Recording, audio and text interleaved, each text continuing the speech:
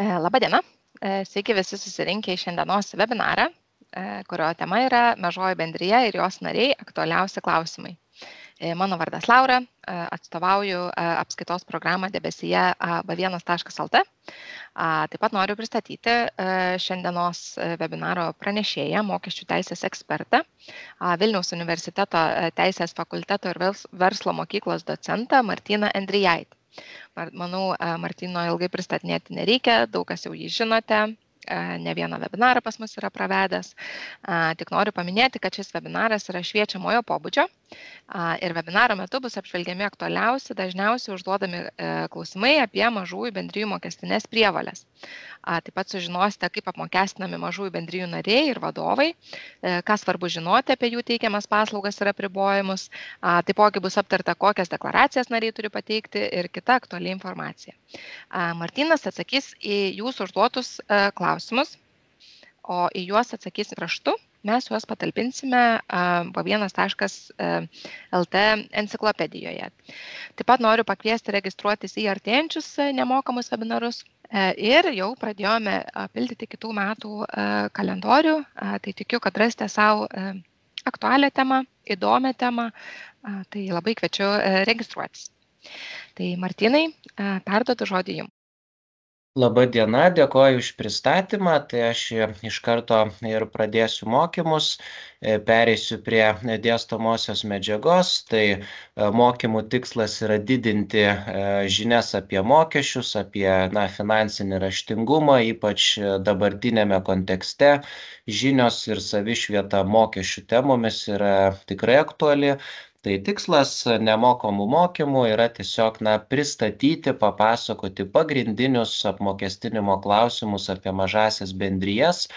Tai pasistengsiu prabėgti kuo plačiau pro visus mokesčius, pro dažniausiai užduodamus klausimus, ir priminti, tuo pačiu paaiškinti aktualiausias problemas ir klausimus. Tai tikslas yra šviečiamojo pobūdžio tikslais didinti žinias, ir kaip docentas Teisės fakulteto Vilniaus universiteto ir verslo mokyklos turiu galimybę papasakoti apie aktualiausius mokesčių klausimus. Tai iš karto keliaujame į mokymus apie mažąsias bendrijas. Ir pirmiausia, trumpai kalbant apie mažąsias bendrijas, tai priminsiu, kad žinoma, mažųjų bendrijų pačią veiklą, reguliavimą reglamentuoja atskiras įstatymas. Apie jį daug nekalbėsiu, pereisiu prie mokesčių, tačiau priminsiu, kad tame įstatyme, jeigu kyla tam tikri steigimo, reorganizavimo, likvidavimo klausimai, tai galima tame įstatyme dalį atsakymų rasti. Tai mažosios bendrijos steigėjai, esmė, kad gali būti fiziniai asmenys, nedaugiau kaip 10. Ir mažoji bendrija, įsteigiama, sudaroma bendrijos steigimo sutarties pagrindu, kai mažąją bendriją steigia jos steigėjai. Tai, jeigu vienas yra steigėjas, tai yra sudaromas mažosios bendrijos steigimo aktas. Tai išsameu viską reglamentuoja įstatymas. Aš stengiausi skaidrėse sudėti kuo daugiau informacijos, kad išliktų liekamoji vertė ne tik ką kalbu, bet ir raštu. Tai kalbant apie mažąją bendriją, tai dar trumpai žinom, kad mažoji bendrija laikoma įsteigta nuo jos registravimo juridinių asmenų registre.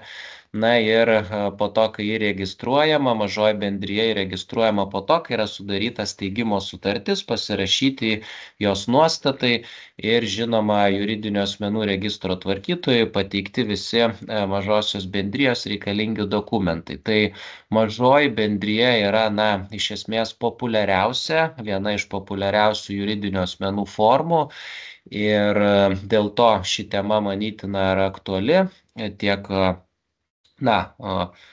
mažas pajamas, tiek sąlyginai ir didesnės pajamas gaunantiems asmenims. Tai toliau mes kalbėsime apie mokesčius ir žinoma, didžiausias dėmesys bus pagrindiniams mokesčiams, tai yra pelno, PVM-ui ir taip pat gyventojų pajamų mokesčiui. Trumpai paminėsiu ir kitus mokesčius. Tai iš karto einant prie pelno mokesčio, tai priminsiu, kad Žinoma, kad šiais metais už 2024 metus yra 15% pelno mokestis, jeigu maža bendrija ir atitinka mažos įmonės reikalavimus, tai gali taikyti 5% tarifą. Tačiau primenu, skaidrėje matote raudonai pažymėta, kad nuo kitų metų 1% didėja pelno mokestis, todėl kada bus teikiama metinė pelno mokesčio deklaracija jau už 2025 metus, bet tai vyks tik 2026, tai jau pagrindinis tarifas yra 16%, arba jeigu taikomas mažesnis, tai yra 6%. Tai yra tas priimtas įstatymo pakeitimas, tai primenu, kad galioja nauji tarifai. Trumpai dėl riboto laiko į kitus pakeitimus neisiu, bet dar gal aktualesnis mažai bendrijai, jeigu įsigijamas yra automobilis ir naudojamas mažosios bendrijos veikloje, tai taip pat priminsiu, kad jeigu automobiliai bus įsigyti nuo kitų metų, tai yra nuo 2025 metų, tai jiems atsiranda irgi tam tikri apribojimai dėl leidžiamų atskaitimų priklausomai nuo CO2 kiekio išmesto į aplinką. Tai atsakymas paprastas, kas dabar yra įsigiję automobilius, nieks nesikeis ir vėliau, tačiau įsigytiems naujiems automobiliams jau nuo kitų metų, kada įsigijimai nuo kitų atsiras papildomi apribojimai, internete irgi galima susirasti apie juos daugiau informacijos. Tai aktualu žinoma ir mažosioms bendrijoms. Ir kalbant apie pelno mokestį kol kas, tai trumpai priminsiu tuos dažniausius pasitikslinimus. Tai žinoma, mažoji bendrija apskaičiuodama apmokestinamą į pelną mažosios bendrijos nario pajamas, kada priskiria paskirstytajam pelnui, tai yra neleidžiami atskaitimai. Žinoma, jeigu jo pajamas priskiria kaip su darbo santykiai susijusioms pajamoms, tai tokiu atveju tai yra priskiriama leidžiamiems atskaitimams. Vėliau kalbėsiu apie narius, apie jų pajamas, kokios yra pajamos ir kaip jos deklaruojamos, skaičiuojamos, tai viską nuosekliai paminėsiu, bet kas iš pelno mokesčio esminiai yra tokie atskaitimai. Deklaracija, žinom, irgi teikiama ar ne už metus iki kito mėnesio 15 dienos. Reikia nepamiršti avansinio pelno mokesčio, mažosiom bendrijom jisai rečiau būna aktualus, tačiau jeigu praėjusio mokestinio laikotarpio pajamos viršyje 300 000 eurų, čia kalbu už mokestinį laikotarpį metus, tada reikia teikti avansinę pelno mokesčio deklaraciją, skaidriai yra pateikta kokia forma, kaip jinai yra teikiama, ta FR 0430 forma, jeigu būtų aktualu. Ir kalbant apie tarifus, tai primenu žinoma mažosiom bendrijom, kad jeigu asmenų nariai, atkreipiu dėmesį, nariai negali turėti darbo santykių, tas yra žinoma, tačiau mažoji bendrija kaip juridinis asmuo nenarius, tai gali samdyti, ar ne, asmenis, pavyzdžiui, pagal darbo sutartį, tai jeigu jų yra ne mažiau neviršė 10 ir pajamos neviršė 300 000 eurų, tai tai iš esmės atitinka šios reikalavimus ir, sakau, 3 tai yra trečia sąlyga, mažoji bendrija neturi kitų susijusių įmonių per bendrus narius, tai tokia mažoji bendrija gali taikyti mažesnį pelno mokesčio tarifą 5%. Nuo kitų metų, kaip sakiau, tas tarifas bus 6%. Ir 1% punktų jisai bus didesnis. Tai atitinkamai, jeigu yra visos šios sąlygos, irgi skaidrėje matote išvardintos, primenu, kad gali taikyti mažesnį tarifą.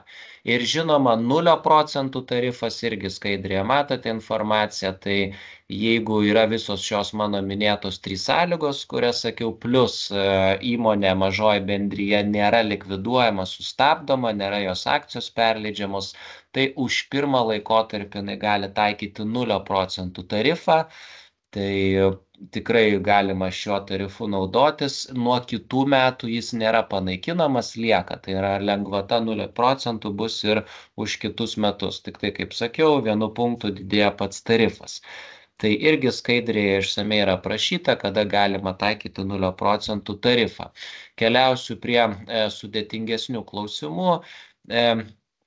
trumpai primenant ir apie pelno mokestį, tai kai mes kalbame apie leidžiamus atskaitimus, tai irgi būna tų klausimų dažnai, tai primenu, kad mažosios bendrijos nariams išmokėtos sumos pagal civilinės sutartis, kurios yra sudarytos su mažaja bendryje, nariai gali sudarinėti civilinės sutartis, darbo sutarčių žinoma negalima, bet civilinės sutartis galima. Tai jeigu mažosios bendrijos nario pagal civilinę sutartį suteiktų paslaugų suma neviršyje 100 tūkstančių eurų per kalendorinius metus, tai ir suma, nuo kurios taip pat skaičiuojamos VSD įmokos, tai yra leidžiami atskaitimai. Tai tokios sumokamos sumos, kai neviršė 100 tūkstančių eurų, nes yra apribojimas, kad iki 100 tūkstančių eurų galima gauti, aš vėliau išsamiau apie tai papasakosiu, kai jau apie narius kalbėsiu, dabar mes kalbam iš pelno mokesčio, tai ši suma yra leidžiami atskaitimai, taip pat suma, nuo kurios VSD įmokos yra skaičiuojamos nariui, yra leidžiami atskaitimai. Ir žinoma, visos išlaidos naudai, kurios yra susijusios su mažosios bendrijos ekonominė nauda ir yra nario GPM objektas, tai yra taip pat leidžiami atskaitimai. Ir kaip sakiau, kad šiek tiek būtų aiškiau mažosios, kad pavyzdžių iliustruosiu, pavyzdžiui, mažosios bendrijos narys su mažaja bendrija yra sudaręs civilinę sutartį dėl vadovavimo paslaugų ir per 2024 metus paslaugų vertė, už kurią atsiskaitys, kaip pavyzdys, tarkim, 155 tūkstančiai eurų, nemaža suma. Tai nariui už sutartį už vadovavimo paslaugas išmokama 100 tūkstančių eurų suma yra leidžiami atskaitimai, skaičiuojant apmokestinamąjį pelną.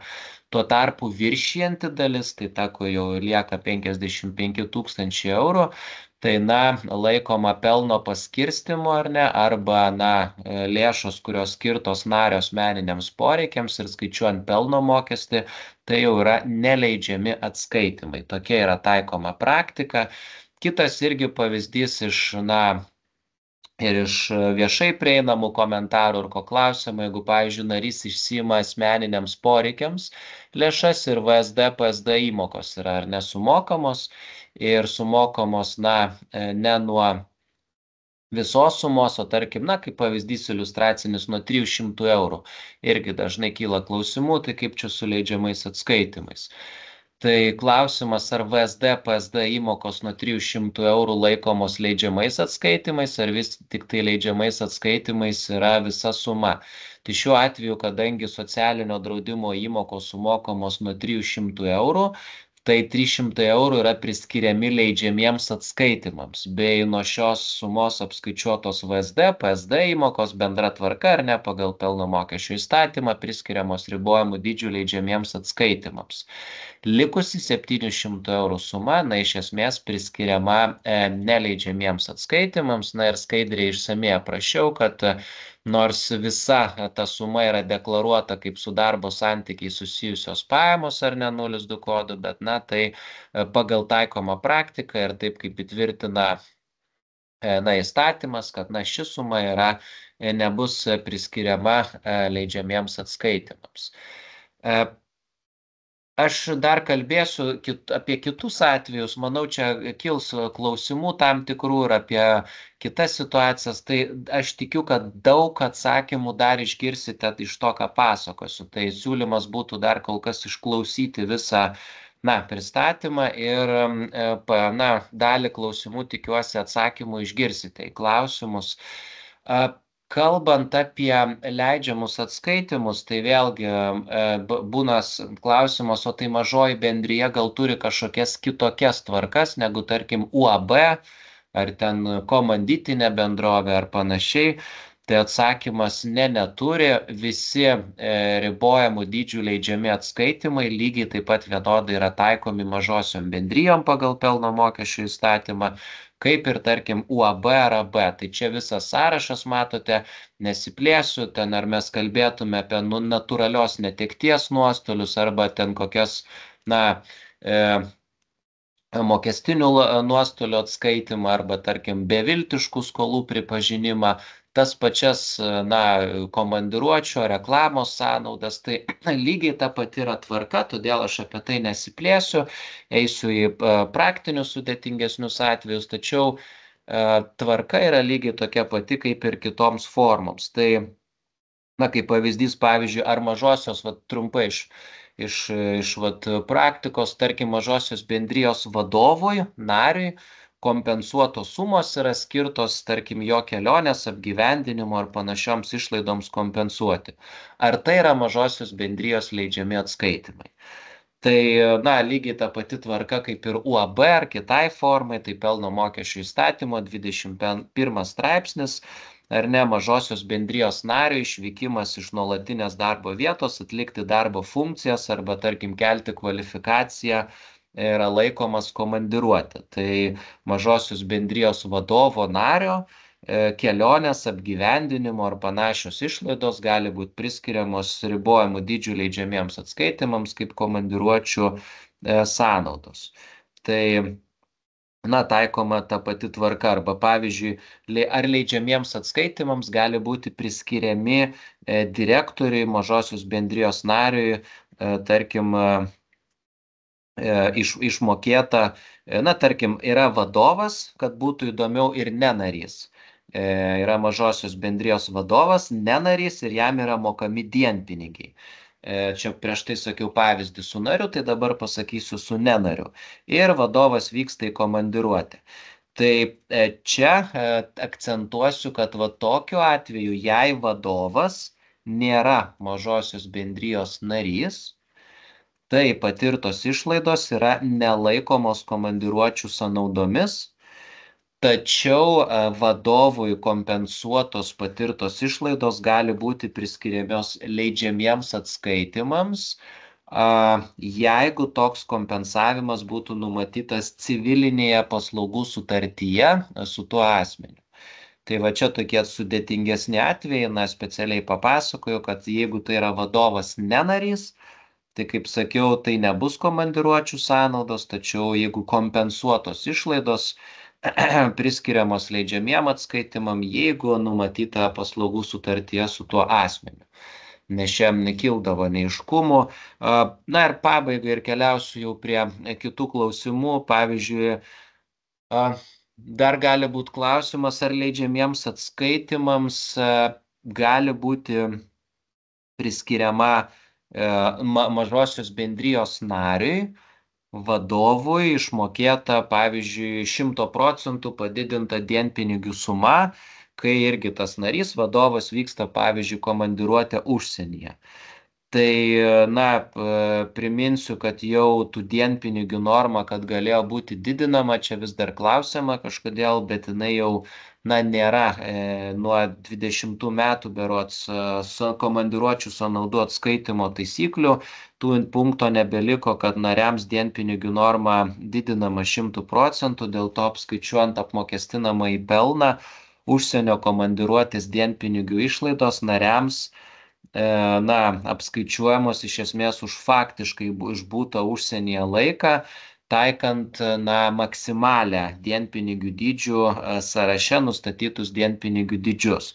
Tai tiesiog reiktų pasižiūrėti, per internetinę paiešką, Google galima įvesti, susirasti tą tvarką ir ten bus nustatytos tos dienpinigių sumos. Toliau kalbant apie pridėtinės vertės mokestį, nes dar turiu labai daug ką papasakoti jau apie pačius narius, kad dar būtų aiškiau.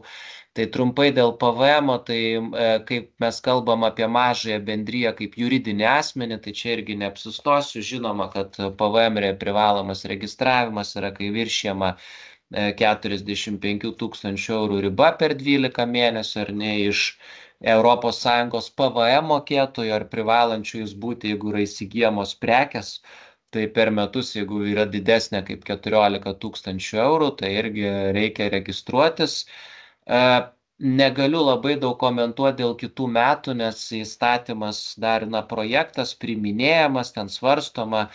Žinoma, tai ateina iš direktyvos, tai iš esmės galios šitą nuostatą, bet trumpai tik priminsiu, kad nuo 2025 metų riba bus 55 tūkstančiai eurų ir keisis PVM registravimas ir skaičiavimas, ten bus vertinami einamieji metai, na ir taip pat praėję. Tai na, tiesiog akcentas, žinoma, bus daug išaiškinimų apie tai, bet esmė, kad čia mes, jeigu kalbam apie 25 jau metus, tai turėti omeny sekti informaciją dėl PVM ribos pasikeitimo. Šiuo metu, žinoma, nieks nesikeičia, už gruodį 45 tūkstančiai eurų privaloma registracija. Na ir kalbant apie PVM, tai dar trumpai, kad žinoma, mažoji bendrija privalo registruotis PVM mokėtojų, jeigu kalbant apie šiuos metus ir gruodį skaitant, bendra atlygio suma viršyje 45 tūkstančius eurų. Ir, na, atsiradus prievoliai registruotis PVM mokėtoją, taip pat gali būti ir dėl prekių įsigymo iš kitų valstybių narių. Nemažai yra mažųjų bendrijų, na, kai įsigijamos iš kitų ES prekės, tai tokiu atveju vertė yra 14 tūkstančių eurų ir žinoma, mažoji bendrija privalo skaičiuoti ir mokėti į biudžetą PVM už, na, patiektas prekes ar suteiktas paslaugas, na, atsižvelgiant į šią tvarką.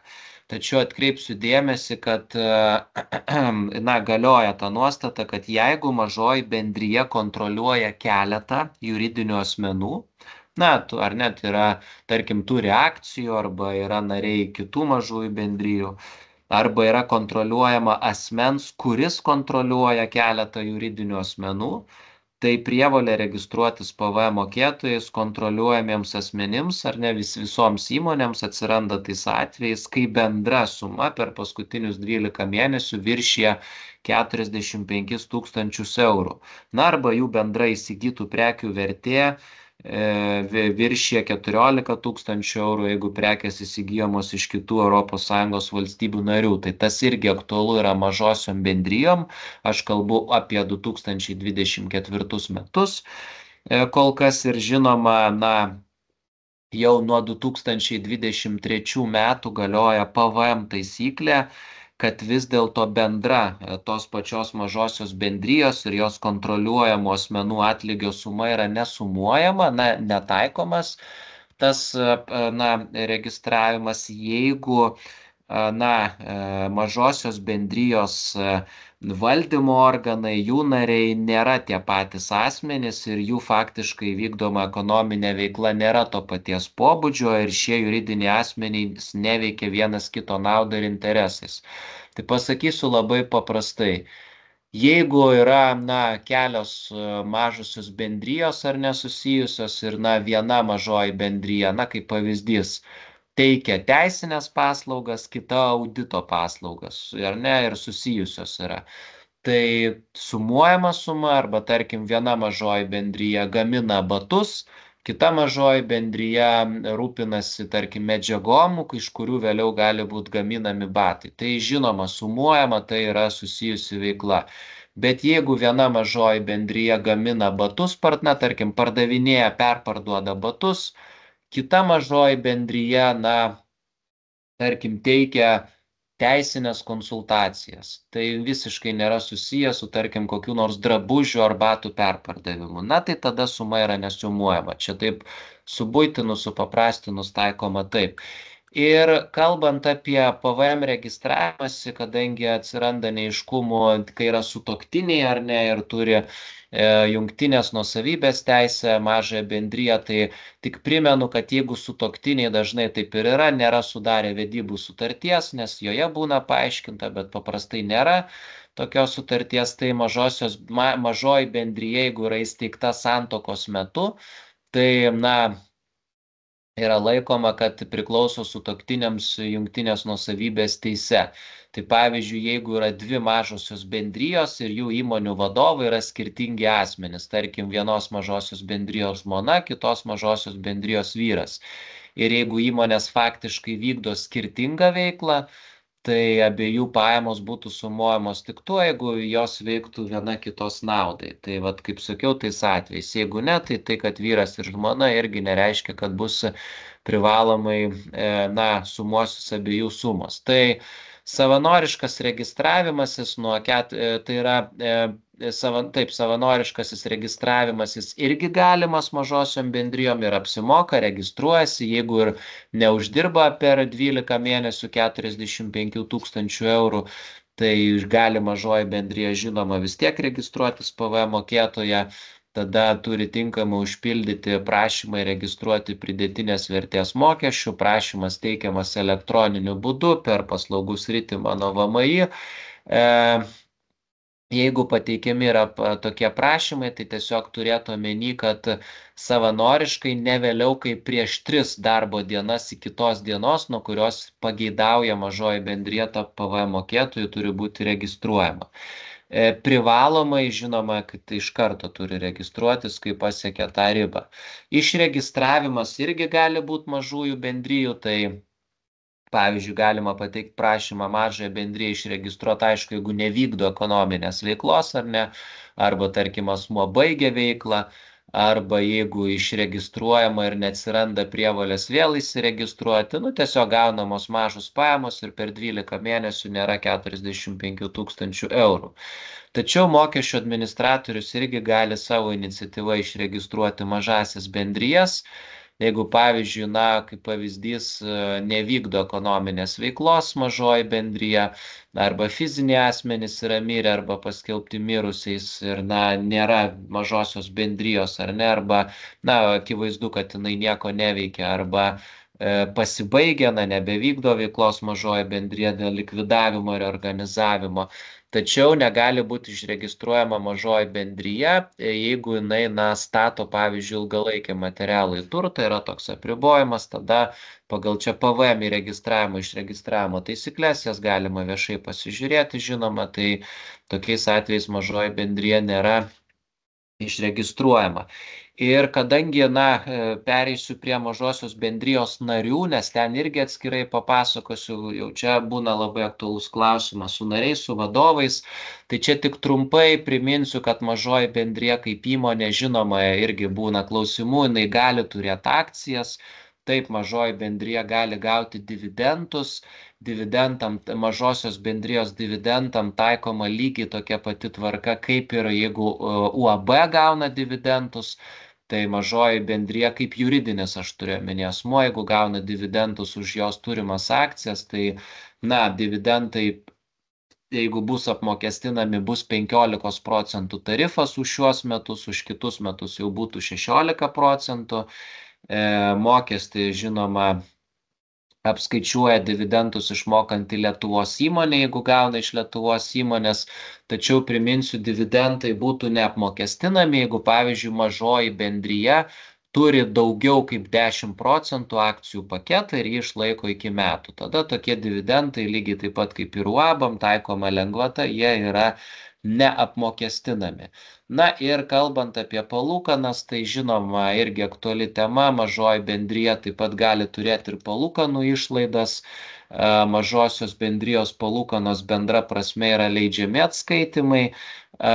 Čia aš, įdėjau apie palūkanas tokias vietas, kai mažoji bendrija, jeigu, tarkim, jinai turi, tarkim, kokias nors paskolas, vėliau jinai yra reorganizuojama, jos nelieka ir kita mažoji bendrija perima tas paskolas ir toliau tęsia palūkanų mokėjimą. Tai bendra tvarka, jeigu nėra kažkokių mokesčių vengimų, slėpimų, tai žinoma būtų leidžiami atskaitimai, o tik priminsiu, kad pati mažoji bendrija, jinai gali būti pertvarkoma ir individualiai, ir UAB, ir AB pagal mažųjų bendrijų įstatymą. Ir palūkanos, kurias turi mažoji bendrija, tai ar tai būtų paskola, ar tai lizingas, ar tai prekės išsimokėtinai, bendra prasme yra leidžiami atskaitimai. Yra palūkanų tam tikri apribojimai, bet retai jie yra aktualūs mažai bendrijai. Čia skaidriai yra paminėti. Jeigu būtų aktualu, kuriuose pelno mokesčio įstatymo straipsniuose galima pasižiūrėti apie plonos kapitalizacijos, EBITDA taisyklės, tačiau, praktikoje realiai mažosiom bendrijom neturi jos tokių kriterijų, rodiklių, kad atitiktų šios reikalavimus, kad būtų taikomi paprastai. Tačiau tik paminėsiu, kad pavyzdžiui, jeigu mažoji bendrija paima paskolą įsigyti kitos įmonės akcijas, tai, na, jeigu mažoji bendrija turi įrodymus, kad tos įmonės akcijos jai yra naudingos, į mažoji bendrija gaus dividendus, jos yra pelningos, tai tokios palūkanos būtų leidžiami atskaitimai. Bet jeigu mažoji bendrija įsigyja kitos įmonės akcijas, įmonės, kuri nelabai kokią veiklą vykdo, kurios ekonominė nauda neiški, tai tokiu atveju jau gali būti tokios palūkanos neleidžiami atskaitimai. Ir baigdamas prie juridinio asmens, nes, kaip sakiau, skirsiu dar daug dėmesio nariams, tai, na, trumpai čia, kaip ir aišku, viskas žinoma, mažoji bendrija ir nekilnojamo turto mokestį moka, jeigu turim komercinio turto, tai išskyrus, jeigu jis tikrai faktiškai nenaudojamas, jo statyba yra neužbaigta, tada nemoka, bet jeigu faktiškai naudoja nors statyba ir neužbaigta, atkreipiu dėmesį, baigtumas ten 95% ar dar mažiau, bet faktiškai naudoja, tokia mažoji bendrija turi mokėti nekilnojamo turto mokestį, nes faktiškai turtą naudoja nepaisant to, kad, na, formaliai ten dar nėra pilnas baigtumas. Tai tas tarifas, na, žinoma, savivaldybės nustato, NTM mokestis mokamas yra bendra tvarka, skaidrėje pateikta visa išsami informacija, nuo kada, kaip yra skaičiuojamas mokestis. Tik priminsiu, kad jeigu mažoji bendrija neterminuotai ir ilgiau kaip vienam mėnesiui perima naudotis nekilnojamą turtą iš fizinio asmens, tai tokiu atveju nekilnojamo turto mokestį už laikotarpį, kol naudojasi perimtų nekilnojamų turtų mažoji bendrija, tai mokestį deklaruoja ir moka pati mažoji bendrija. Taip, tai yra esmė, kad ilgiau kaip vieną mėnesį. Jeigu ne, tai tada ne, tada fizinis, bet paprastai būna ilgiau kaip mėnesį, nuomojasi iš fizinių asmenų komercinės patalpas, tai NTM mokestį moka mažoji bendrija. Na ir žinoma, čia retesnis atvejis gali būti ir avansinis nekilnojamo turto mokestis aktualus mažai bendrijai, tai taip pat jis yra mokamas. Kodėl primenu komercinį nekilnojamo turto mokestį? Todėl, kad labai greitai jau jis ir ateis. Dabar gyventojai moka iki gruodžio 15 dienos už gyvenamąjį būstą, ar ne, jeigu viršija neapmokestinamą vertę. Tai fiziniai asmenys, na, gyventojai moka, teikia deklaracijas, kam aktualu, o įmonės mažosios bendrijos už nekilnojamąjį turtą teiks iki vasario 15 dienos kitais metais, kitų metų pradžioje, dėl to gruodžio mėnesį yra aktualu prisiminti ir nekilnojamo turto mokestį. Ir dabar, na, sudėtingi atvejai, daug klausimų, mažosios bendrijos narių pajamos kaip fizinių asmenų. Čia mažai bendrijai irgi tenka daug prievalių, bet, na, aktualu žinoti apie narius.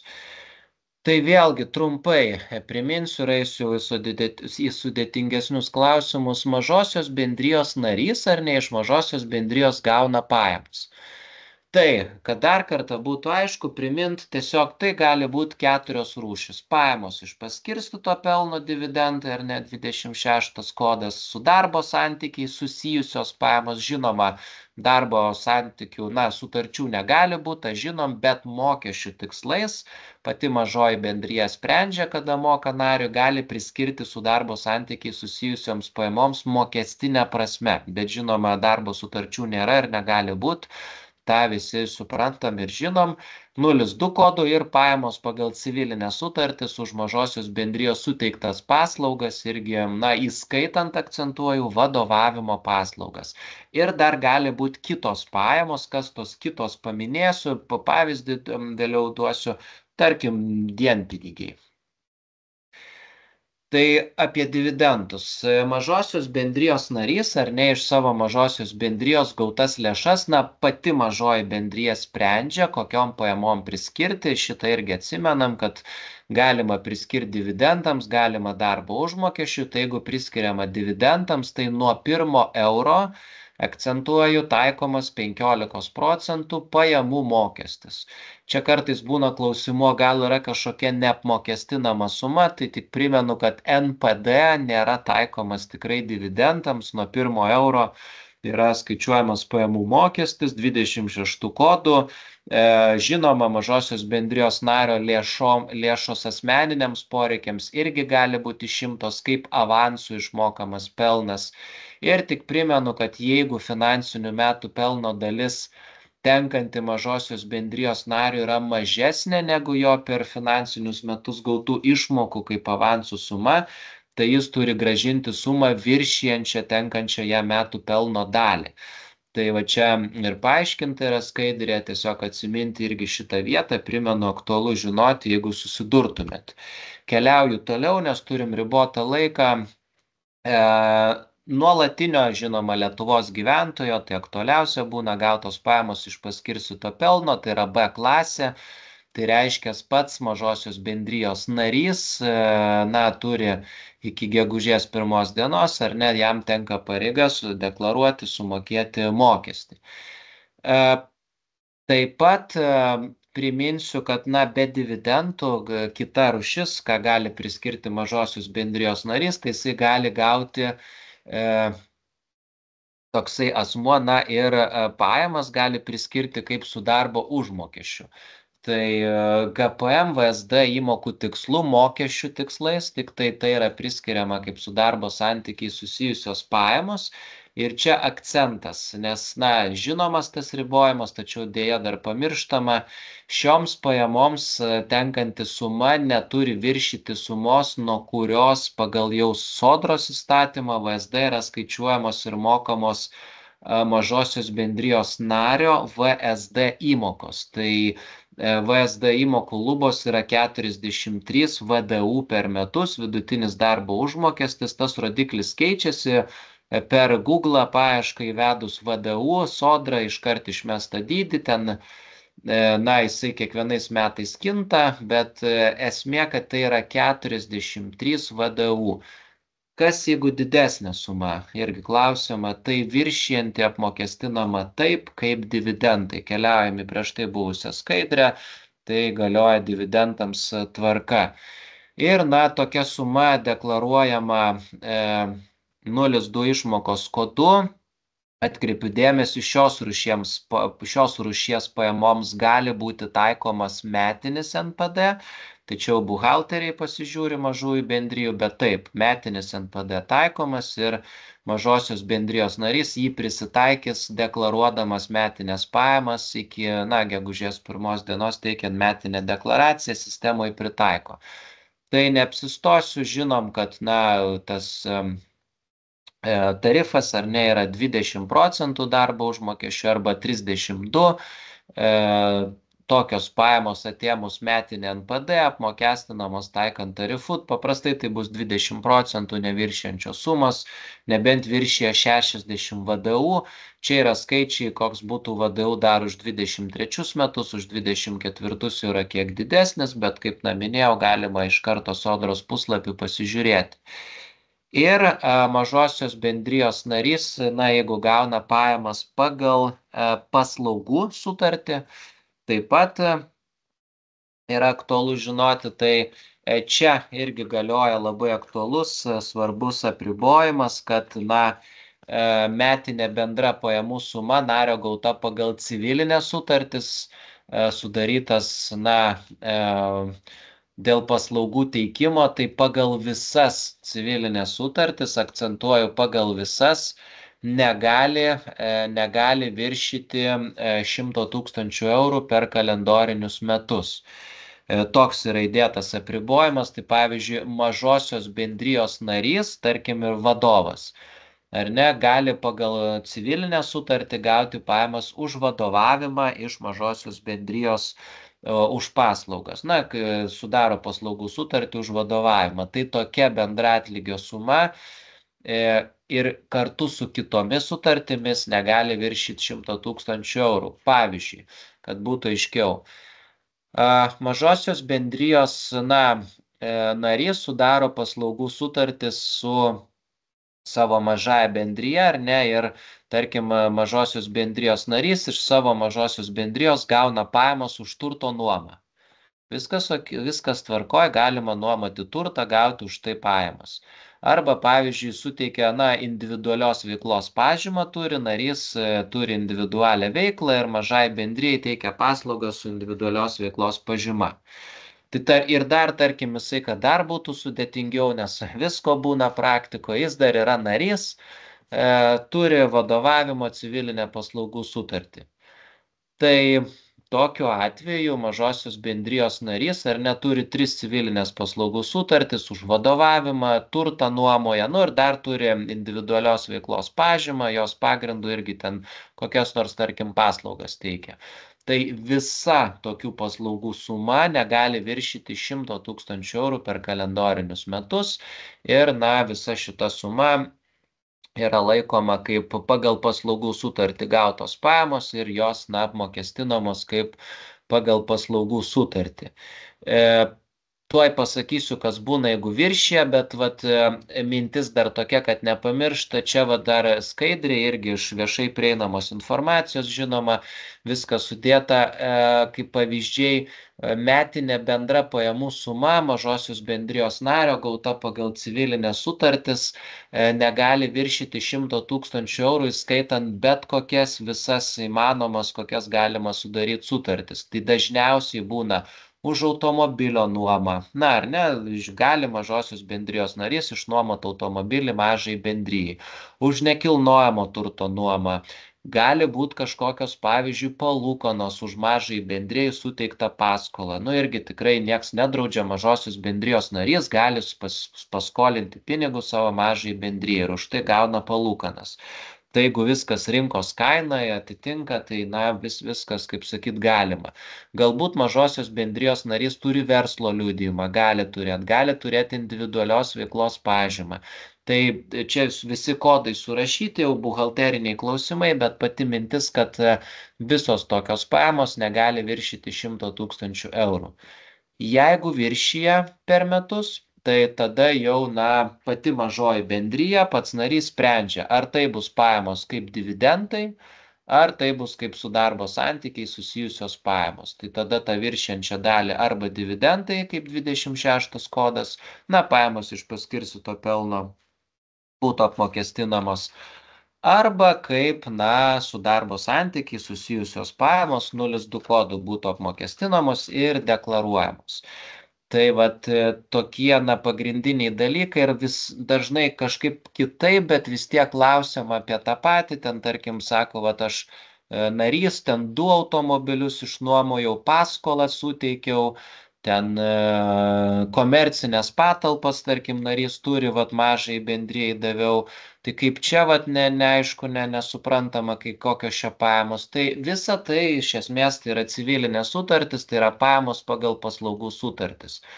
Tai visa tai dedam į krepšelį ir bus 100 000 eurų. Jeigu visa tai neviršė, tai taip ir apmokestinam. Jeigu viršė, arba kaip dividendai, arba kaip darbo užmokestis. Ir gal toks įdomesnis pavyzdys, kaip, irgi iš viešai prieinamos informacijos, mokesčių administratoriaus komentarų, paaiškinimų viešų. Pavyzdžiui, mažoji bendrija yra audito įmonė, kaip pavyzdys, gali būti bet kokia kita veikla, čia iliustraciniais pavyzdžiais pasakoju, galima savo prisitaikyti bet kurią kokią veiklą vykdo bendrija. Tai tarkim yra audito įmonė, turi 2 narius auditorius. Ir vienas narys, tarkim, yra vadovas, abu nariai audito atlikime dalyvauja, ar ne, ir jų dėka mažoji bendrija uždirba audito pajamas. Kaip sakiau, čia gali būti bet kokia kita veikla, nekilnojamo turto nuoma, teisinė, konsultacijos, bet kokios ten nuo iki gamtos konsultacijų, iki ten teisinių konsultacijų. Ir klausimas, tarkim, čia, kad būtų aiškiau audito paslaugos, kaip apmokestinamos mažosios bendrijos nario, tarkim, ne mažosios bendrijos vadovo, suteiktos auditavimo paslaugos. Kad būtų aiškiau, teikiant tokias paslaugas, pavyzdžiui, naudojama mažosios bendrijos įranga, darbo laikas nėra nustatytas, mažosios bendrijos narys teikia paslaugas pasirinktų laiku, nederina su įmonės vadovu. jis yra laisvas, pats pasirenka, dažnai tą galima pastebėti, kad tiesiog narys pats renkasi, kada teikia paslaugas ir iš esmės, klausimas, kaip būtų apmokestinamos tokios paslaugos. Čia galiu paminėti, kad pavyzdžiui, kalbant apie šitą pavyzdį, audito paslaugos, tai kur bus paslaugos teikiamos, sprendžia pats mažosios bendrijos narys. Tarkim, ar mažoji bendrijoje, ar mažosios bendrijos nario, ar kliento patalpose sprendžia pats narys. Tai jis yra savarankiškas. Tai tokiu atveju atsakymas yra toksai, kad audito veiklą vykdančios mažosios bendrijos nariai, tai yra auditoriai, jie audito paslaugas teikia ne pačiai mažai bendrijai ar ne įmoniai, o būtent tas paslaugas teikia mažosios bendrijos nariams, atsiprašau, ne nariams, mažosios bendrijos klientams. Tai yra, iš tokio pavyzdžio, kaip papasakojau, mažosios bendrijos nariai, realiai jie audito paslaugas teikia ne pačiai mažai bendrijai, o jos klientams.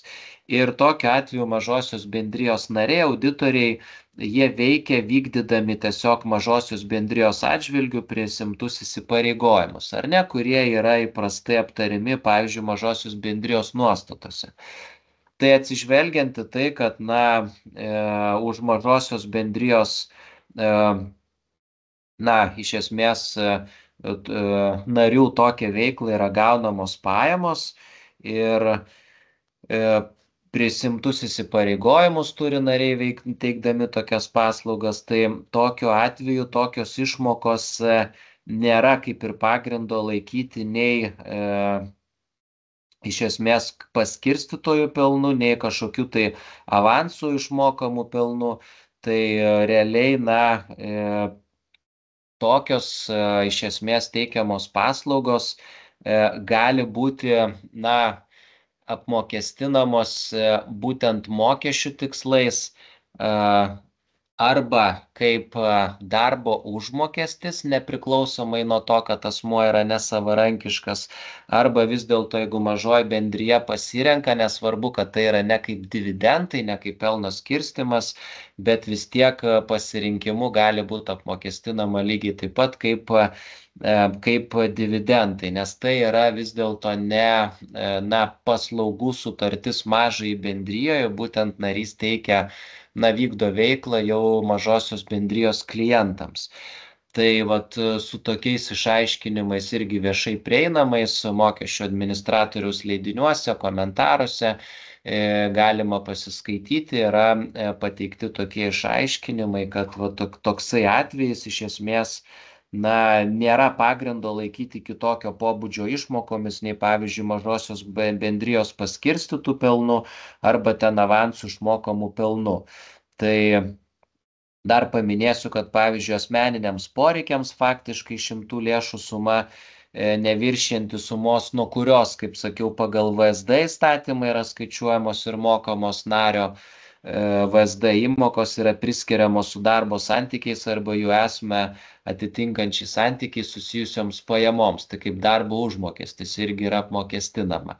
Tai čia, kad nesusimaišyti, tokius papasakojau naujus tam tikrus pastebėjimus, aiškinimus, kada tam tikrose specifinėse situacijose dar kyla klausimų, neatsižvelgiant į tai, kad, bendra prasme, kaip sakiau, jeigu tai yra, tarkim, ten vadovavimas, automobilio nuoma, nekilnojamo turto nuoma, tą narys teikia mažai bendrijai, tada tai jau bus pajamos kaip pagal civilinę paslaugų sutartį.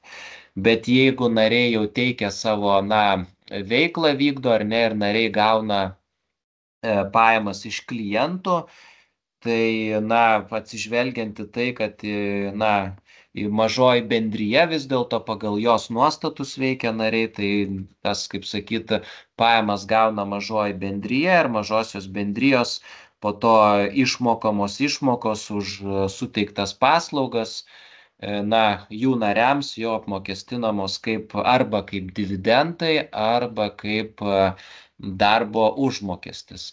Ir kaip sakiau, kitos pajamos, tai paprastai būna, pavyzdžiui, dienpinigiai, tai primenu, akcentas skaidriai išskirta, ar narys vadovas ar ne vadovas. Akcentas čia yra svarbus. Tai mažosios bendrijos nariui vadovui pagal vyriausybės nutarimo nuostatas ar neišmokėti dienpinigiai, žinoma, neviršiantis nustatytų normų, neapmokestinami GPM. Tuo tarpu normas viršijanti dienpinigių suma būna ir taip, tai jau kaip prieš tai pasako, arba 02 arba 26 pajamų rūšies kodu. Tuo deklaruojami ir apmokestinami. Tuo tarpu mažosios bendrijos vadovui ne nariui, akcentas, kai yra ne narys, apmokėtos komandiruočių kompensacijos,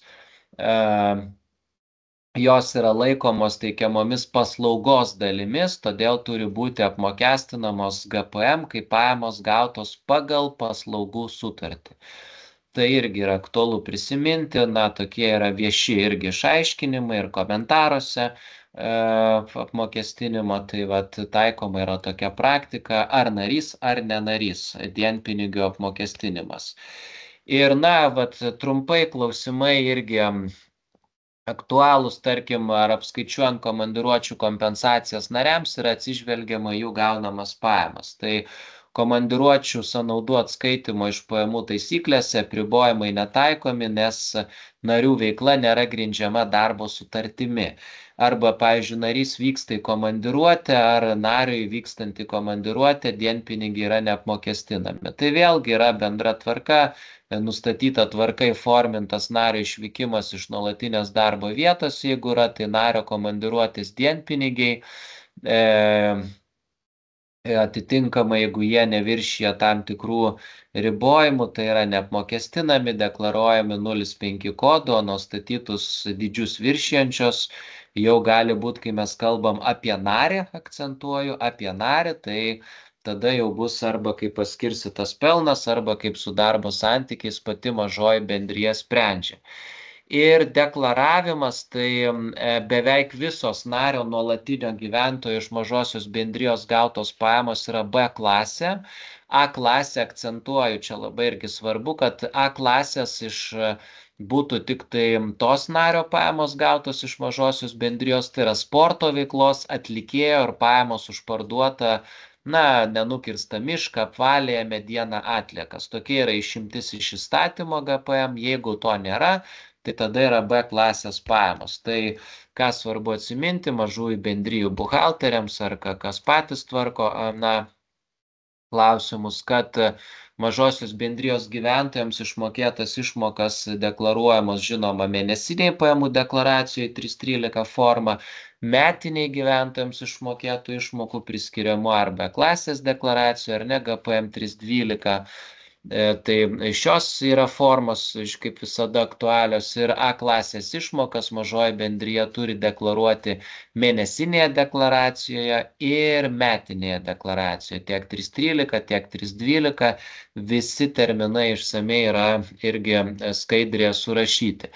B klasės išmokas deklaruoja, žinoma, mažoji bendrija pasibaigus kalendoriniams metams iki vasario 15 dienos, vėliau šie duomenys, informacija keliauja jau fizinių asmenų metinės pajamų deklaracijas, ir pats narys, žinoma, turi deklaruoti gautas B klasės pajamas jau metiniai deklaracijų iki gegužės 1 dienos. Ir jeigu vadovas nėra narys, tai vadovui nenariui pagal civilinę sutartį išmokamos išmokos 89 kodų, vadovui nenariui už vadovavimo paslaugas išmokamos priskiriamos išmokos A klasės pajamoms ir nuo nuolatinio gyventojo nenario už vadovavimą, žinoma, veikla gautų pajamų yra apmokestinama 20%, o žinoma, jeigu bendra suma viršija 60 VDU, tai tada 32%. Tačiau, žinoma, primenu, negalima suklysti, tas žinoma, kad dėl vadovavimo mažosios bendrijos paslaugų darbo sutartis tai tikrai negali būti sudaroma, tas yra įtvirtinta. Ir, kalbant apie dažniausiai užduodamus klausimus, tai tikiuosi didžiąją dalį klausimų pavyko išgirsti skaidrėse, kurie klausimai liko, tai žinoma, mielai paaiškinsiu, pakomentuosiu po mokymų.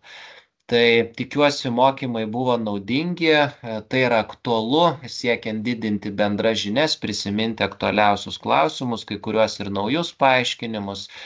Ir tikslas yra šviesti visuomenę, žmonės, kam yra aktualūs mokesčiai, tam, kad ypač dabartinėje situacijoje didinti mokesčių sąmoningumą, nes mokesčiai tai yra svarbus valstybės biudžeto pajamų šaltinis. Tai dėkoju už dėmesį ir tikiuosi mokymai buvo naudingi. Ačiū. Tai dar kartą dėkoju visiems. Ačiū labai Martynai, ačiū už klausimus ir palinkėsiu visiems geros dienos.